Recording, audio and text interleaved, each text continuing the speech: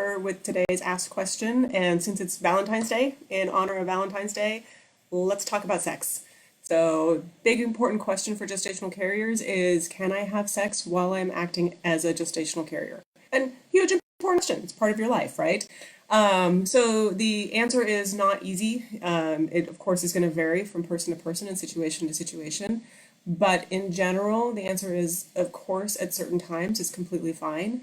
There are going to be parts of the journey where you are going to be restricted. So it's going to come down to your individual reproductive endocrinologist and what their restrictions are and what they put in place. Very frequently, the restrictions will begin when you start medication, cycle-related medications, and will often, there's about 3 markers where I see it kind of be taken out generally. The first is when you have received confirmation of pregnancy. The second could be if you receive confirmation of fetal heartbeat. And the third is to wait until you actually have been weaned off of medication and been released back to your OB. That means that in general, those restrictions can last anywhere from 6 to 16 weeks. Really, really common, really normal restrictions to have put in place. And those oftentimes don't just mean sex. Sometimes it is called, they call it, it's kind of a euphemism code, they call it pelvic rest. So that can mean anything that is inserted into your pelvis area.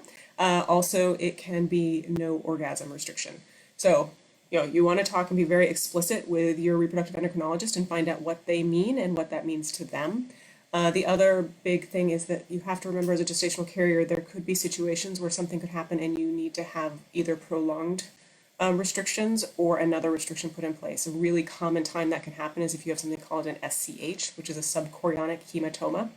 And at that point, a lot of the times doctors will want to restrict your sexual activity as well. So once again, they like to use that code word of pelvic rest just to keep everything nice and quiet and make sure everything is going well down there. So, not an easy answer. So the short answer is yes, at times. The other side of the answer is that it could be that the doctor says no, and you have to comply with that doctor and have a very honest and open discussion with them. Don't be afraid to ask. You know what? This is an important part of your life, so do not be afraid to ask. So I hope that helps, and happy Valentine's Day, everybody.